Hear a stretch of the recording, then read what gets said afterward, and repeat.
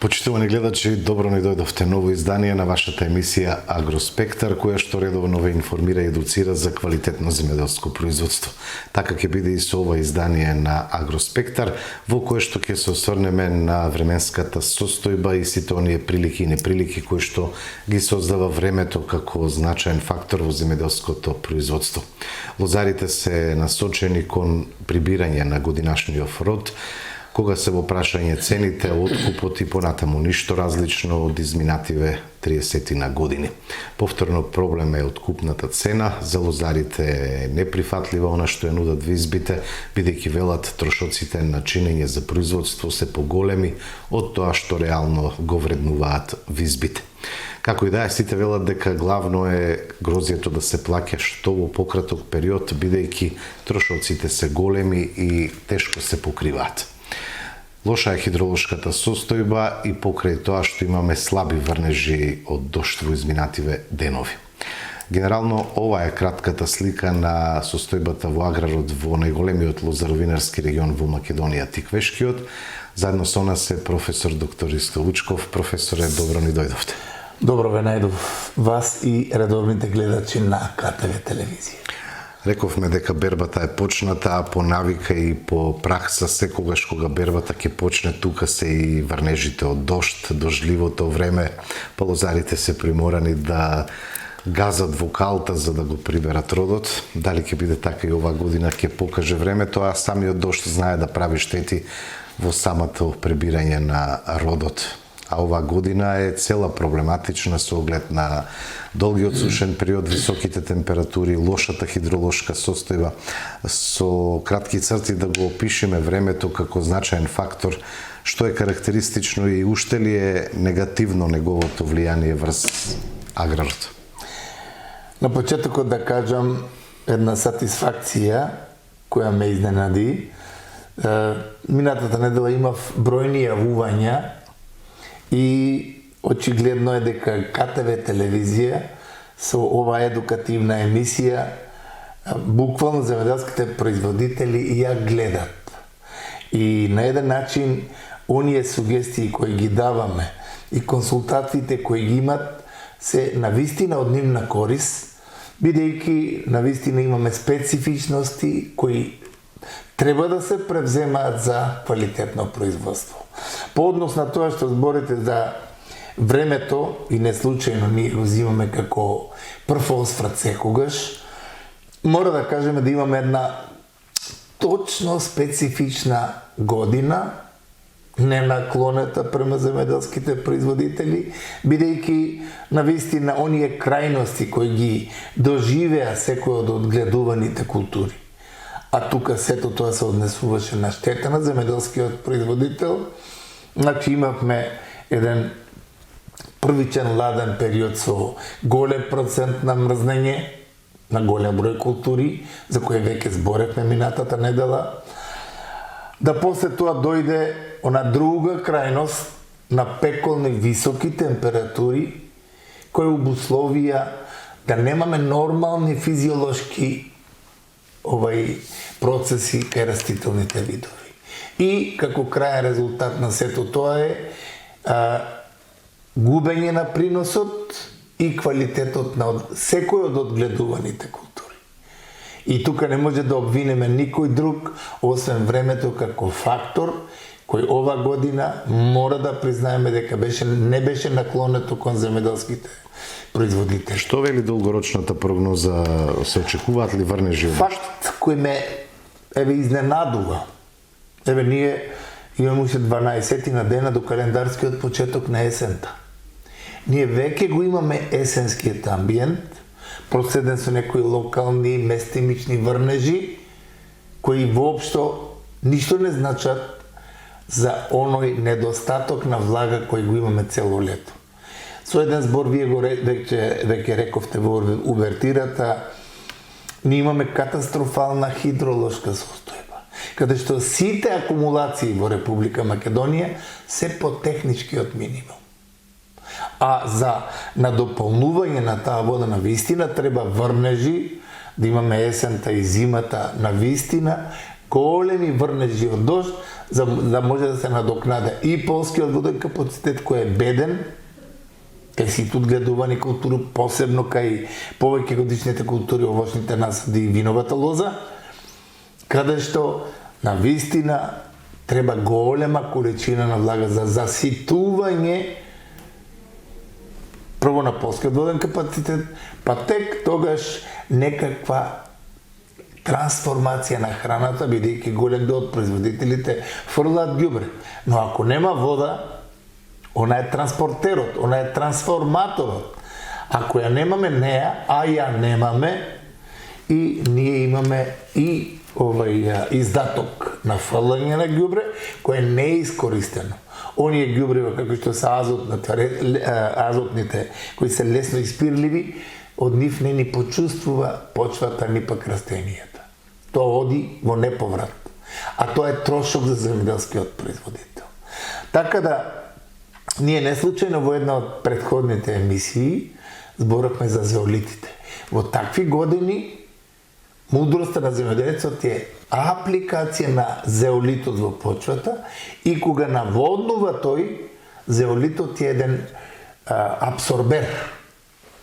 Освен детоксификант, он е и абсорбер. И тука имаме едно задржување на влага во ризосферниот дел. Што тоа значи? Значи континуитет на снабдување на влага на кореновото влакно, што мора да има секогаш влага за одвивање на нормални фотосинтетски процеси, кои ги порачува надземниот дел, кој е поврзан со листот, кој хлорофилната асимилација бара дотација на тие хранливи материи, водата со непристапните хранливи материи, да дојде во листот и да имаме трансформација на храната и да имаме и квалитетен принос и обилен принос. Тоа не се случува. Еве сега ние, голем дел од производителите, мислат дека помина годината.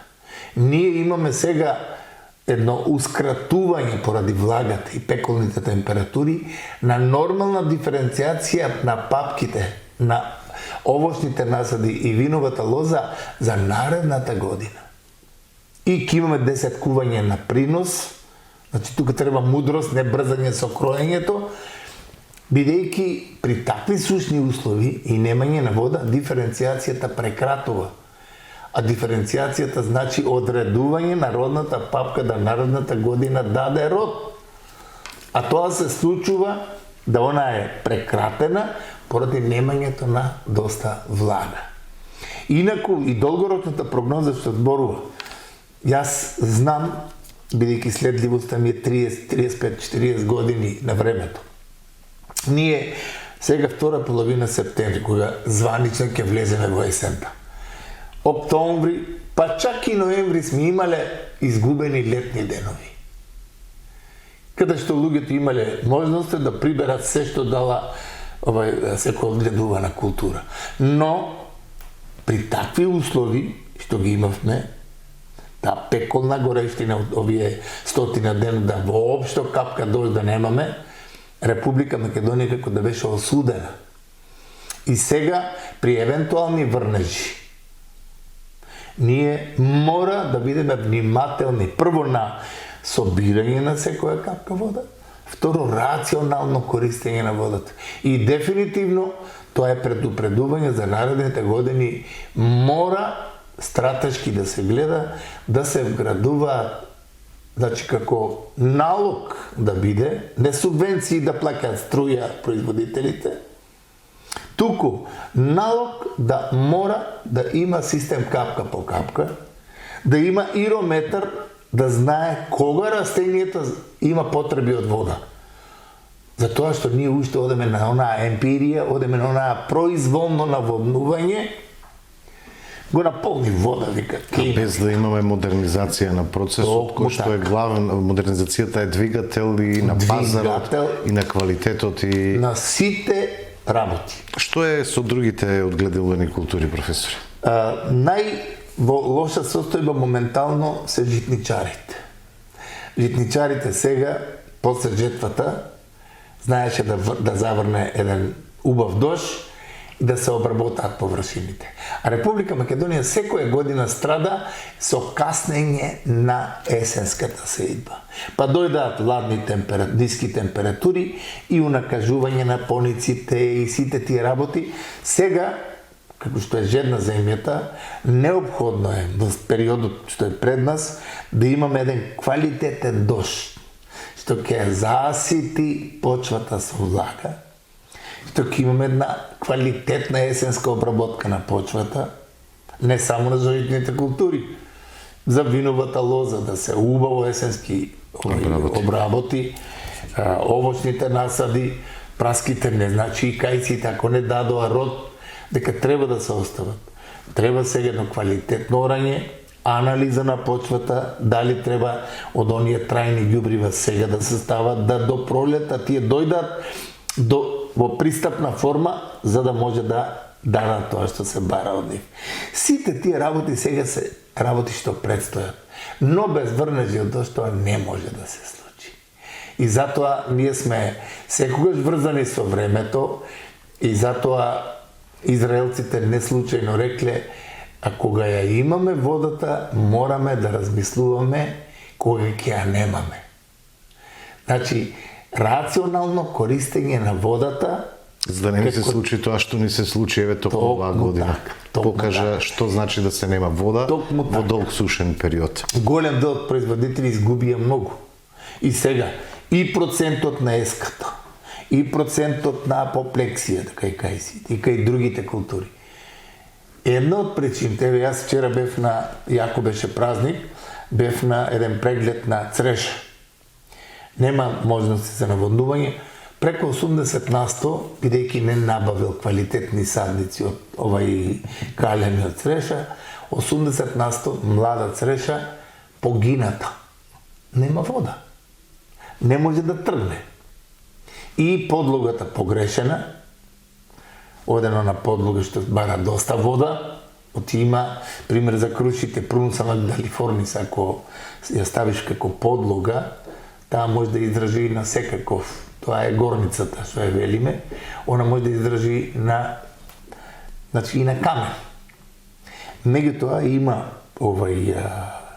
одредени подлоги кои за својата екзистенција и добра работа ти барат влага. Тоа види, науката тука треба да си го каже своето. Но морам да кажам без други предрасуди. Науката е на вистина на голема далечина од практичните работи во земјоделското производство. За жал. И факултетите, и институтите, и службите, и се. Земјоделскиот производител е оставен стихијски да произведува за непознат купувач. А тоа е најголемата трагедија. Тој сега пиперка произведува, а не знае каде ќе ја даде. За среќа поради лошата година можеби ќе има каде да ја даде. Меѓутоа има години кога што пазарот во окружувањето. Ама Европа ја сака пиперката. Еве сега јас ова недела имав грк што сака 8 камиони хладњачи со крутовска капија. Јавуваат се од Полска, јавуваат се од другите земји. Сето тоа да не биде така кога ги нема и кај нив, да се бараат нашите. А нашите да се барат. Ние да бидеме... Тогаш се добива и цена која што значително е квалитетна. На тоа, за жал, Македонија сега има нега оптичка варка. Пример, тоа го зборавме во една од претходните емисии. Ние за Украина извезовме зелка големи количини. И цената константно од 30-35 денари, зелката никогаш не била. Да, по 3 денари ја откупува. Да, сега а за 30 денари цела година. Да. И задоволството е, меѓутоа, тоа е оптичка варка. Задоволството е такво за тоа што голема количина измрзна и друг недостаток е од ден на ден се помала работна рака и помалку земјоделски производители млади се одредуваат да произведуваат храна. Тоа ќе биде проблем број 1. За нас нема да бидат поглавијата проблем. Поглавијата се формални папирологии. Јас го гледам терено. Нема кој да работи на терен, тоа е трагедијата што доаѓа се случува. Вие сте новинар. Направете една анкета со овие луѓе што имаат сега пакување. Ако одете кај него да му кажете кој ти е проблем број 1, немам квалитетна работна рака за добро пакување на грозијата. Од Струмица, тоа го некој реков, 2 автобуса со фамилии, со деца, со се, од Банско отидоа за Германија. Тоа е процес што се случува во целата држава. Да. Рековме, едукацијата е важна. Тука ќе го најавам и прилогот кој што говори за сите новини кои доаѓаат од фитофармацијата. Затоа пред да почнеме за ова, ние се трудиме во овие едукативни емисии да одиме со се помалку токсични хемиски средства. Тоа е факт кој радува, тоа хемиските индустрии го имаат прифатено и се оди кон продукција на средства кои имаат одбранбено квалитетно дејство. Меѓутоа не се токсични, не се токсични, загадуваат, нема каренца, каде што ќе се трови, ќе се уништува здравјето кај луѓето. И од друга страна, уште поголемо нешто, што наредната недела ќе го презентираме, тие стимулативни средства.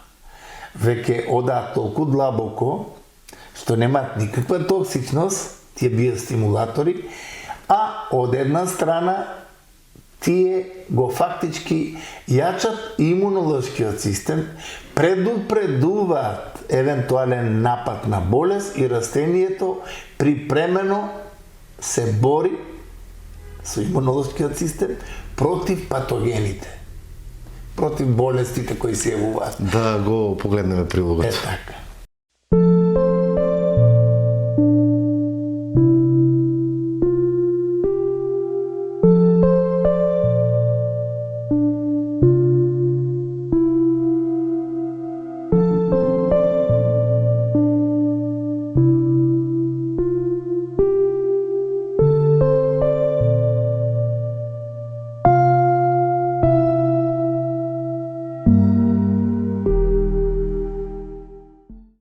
Во склопот на оние прилози кои ги даваме во едукативните емисии, секогаш вградуваме нешто ново кое навистина од светски размери. Фитофармацијата со оној интензивен развој и те како значаен со доприносот кој го дава во успешна заштита на земјоделското производство. Ние во повеќе наврати збориме дека хемиските индустрии го препознаа на суштинското, како да не се оди со оние отрови од прва група, која во свое време во 60-те, 70-те години беше присутно, дали метилбромид за нематодите, дали некои силтрациди, дали некои други тешки отрови од прва група, и тога се дојде до еден заклучок дека се токсифицира буквално производството, а сето тоа делува штетно врз здравјето кај луѓето. Затоа во поново време со овие прилози, пак ќе кажеме, се наметнува една новост која пред се е со оној респект према штетните творби во производите, резидуите и оние ефекти да ги постигне препаратот, а при тоа тие резидуи да немаат штета по здравјето кај луѓето. Ние пред неколку емисии зборавме за оние спинозите како новост. Фактички тоа е производ од бактерија, почвена бактерија која на еден своеврсен начин се трансформира, се произведува и делува со своите својства врз штетните инсекти. И денес ќе кажеме нешто за еден таков нов инсектицид. Тоа е Delegate 250 VG. Што тоа представува за не само кај нас, него во светски размери. Делегейтот, како чиста новост, припаѓа токму во инсектицидите од една нова генерација, која припаѓа на групата од спинозини, содржајки спинотерам, кој 250 грама, кој нешто е итекако како активна материја, значајна за ефикасно делување према штетните инсекти.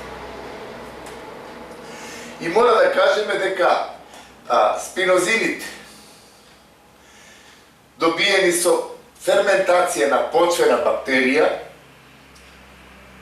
Сахаропулус спиноза, со таа хемиска модификација, значи спинозините и спинотерамот, како втора активна материја, делуваат итекако ефикасно за успешно сузбивање на штетните инсекти. Тие, со таа синтетичка модификација, делуваат со силно инсектицидна ефикасност и долга резидуалност, што на производите на база на спинотерамот им обезбедува ефикасна контрола врз штетните инсекти, кои ги имаме во повеќе такви ентомолошки класификации, делува на лепидоптерите, на диптерата, на колеоптерите и голем број други штетни инсекти. Што е значајно со првите резултати и зошто ние го преодицираме денес делегейтот како еден нов инсектицид? Ние знаеме дека во овоштарството евересенскиот дел со еболкото, со карпокапсата, каде што одат од 20 до 26 третмани, многу тешко се излегува на крај и карпокапсата пак ја има во размери која прави големи штети. Или кај псилата, кај крушката, на многу насоди од крушка во Република Македонија, псилата на вистина е се уште нерешлив проблем, бидејќи со нејзиниот циклус на развој, нејзината она сама морфологија и нејзината мудрост или и троќа да едноставно одбегне оние делување од инсектицидите, тука со делегейтот е постигнат фантастичен резултат за псилапири и за карпокапса помонела. Тоа се два големи штетника во овоштарството, за кое нешто мора да кажеме дека е постигната на вистина висока ефикасност и практично во последните циклуси од развојот на јаболката и крушката. И тука мора да кажеме дека делегейтот го положи оној прав испит и голем дел од овоштарите збора, ако со псилата имав проблеми, со примената на делегейтот, каде што тој нема друга предрасуда освен ефикасно делување и на имагото, а уште подобро тој ларвициден ефект кој го постигнува со квалитетната апликација на овој препарат. Значи, во главном, делегейтот, првичните резултати, бидејќи се работи за една новост, кои се постигнати во овоштарството, и текако делегейтот си го има веќе својот простор по однос на ефикасноста. Значи, тоа е една од многу важните работи. Значи, за јаболкото и за крушето имаме исплатливост, тоа значи економска оправданост, сигурност при заштитата, нема кикс, и одржливост, што е многу значајно да имаме еден континуиран чин на заштита, кој е нешто секако заслужува внимание за негова понатамошна употреба. Со што е карактеристиката на делегейтот при апликативниот дел? При апликацијата, нормално тука стручниот дел и моментите на апликацијата се доста значајни, бидејќи рековме дека сепак ларвицидното делување е доминантно и многу важно во успешноста на заштитата, бидејќи ларвата е таа која две или три пресвлекувања чинаат нејзина интензивна исхрана, а тоа значи правење на штета, дали на листот, дали на плодот и така натаму. Значи, сепак за секој препарат, тоа во главном од стручен аспект го збориме, дека е неопходно стручно познавање и одредување на правите моменти на третирање. Ако ние следиме псилата, да кажеме, крушкината болва, од самиот почеток при развојот на пупките, при пилењето на првата ларвениот стадиум и го одредиме кога е тоа максимално пилење и одиме со делегейт, тука имаме фантастични ефекти, кое нешто секако е предусловот за квалитетна, комплетна заштита од крушкината болва. Ако нешто изостанало, што секогаш има пролонгирање на генерацијата, тука вториот третман веќе е сигурен, чистач и тука ќе имаме квалитетна круша, нема да имаме онаа меден секрет кој го фрла псилата, каде што лисјата стануваат целосно од благо, така велат барем производителите, листот е цел, па после тому доаѓаат некои сапрофитски габи наплодуваат, рги и така натаму, и тука плодот нема никаков изглед, растението нема фотосинтетски активности, бидејќи тука се наслагаат многу овие сапрофитни патогени. Освен високата ефикасност и изразеното почетно и долготрајно делување, мора да кажеме дека дозите на примена на делегейтот се минимални и буквално нештетни за животната средина.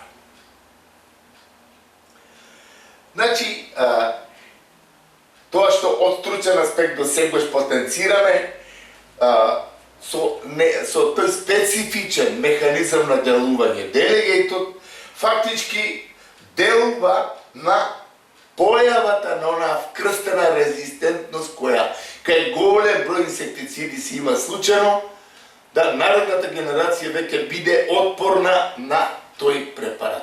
Тука имаме еден специфичен случај каде што таа вкрстена резистентност не го дозволува тоа и ефикасноста на средството е секогаш професионално на највисоко ниво. Значи, тој поголем екотоксиколошки профил со многу минимално влијание на корисните инсекти обусловува да ние кажеме дека делегейтот е препарат кој треба да си го најде своето место во овоштарството првично, каде што оние првични проблеми кои ги имаме, како што ги рековме, псилата и карпокапсата, како значајни проблеми, економски многу важни, да ги ни држиме под контрола со примената на делегейтот. И тоа, мора да го кажеме, делегейтот е компатибилен со други средства, фунгициди, и што е важно, може слободно во оној интегрален процес, во интегралното производство, слободно може да се користи, затоа што и каренцата му е навистина многу мала. Друго што е важно, кое треба да го ние знаеме за делегейтот. Тоа, во тој механизам на делување, рековме, има изразито контактно и дигестивно делување. Што тоа значи? Значи, со примената, чистка прави на оние најчувствителни ларвени стадиуми и второто, дигестивното делување, со начинот на исхрана покасно, значи продолжено делување, тој го постигнува целосниот ефект кон штетниот инсект, не дозволувајќи му да тој понатаму прави штети. За значајното нашиот стручно-практичен аспект, бидејќи во свое време пиритроидите, во свое време другите инсектициди, многу брзо инсектот се прилагодуваше и стекнуваше одредена резистентност и додека ние го почувствуваме тоа, тој зимаше замав и правеше штети. А тука таа резистентност навистина е важна работа и дека не е забележена на вкрстена резистентност од другите инсектициди од групата на спинозидите. Токсиколошките особини веќе ги спомнавме и нивната одлика за висока ефикасност е евидентна и делувањето на одредени корисни организми, како што е групи од инсектициди кои ги имаме, каде што тие бришеа се живо и корисно и штетен инсект, тука веќе со употребата на делегейтот имаме многу мали или незначителни действија на корисните инсекти. Со еден збор, едно сме убедени во тоа дека делегейтот како новост која навистина заслужува внимание, тука Хемомак секако е за почит и респект кои такви и сличните такви препарати од групата на спинозините ги вградува веќе во програмскиот дел на заштитата на растенијата во Република Македонија. Во догледно време ние ќе имаме навистина и ефикасна, и квалитетна, и економски оправдана заштита. Сето тоа производителите, гледачите кои имаат своји насади од крушка, од јаболко и така натаму, не друго, само нека опробат, ќе видат дека делегейтот ќе стане нивни успешен сојузник во квалитетно и успешна заштита на нивниот насад.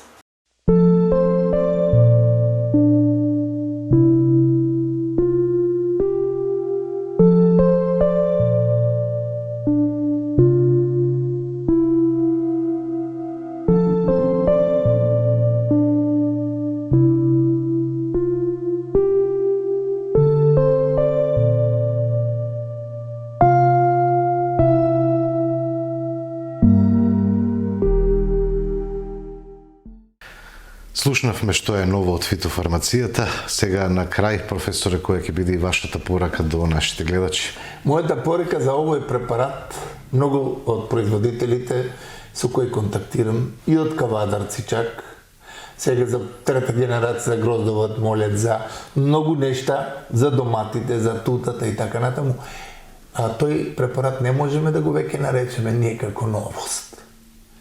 Тоа е веќе како еден практично применет препарат кој има широок спектар на делување и дава многу добри резултати.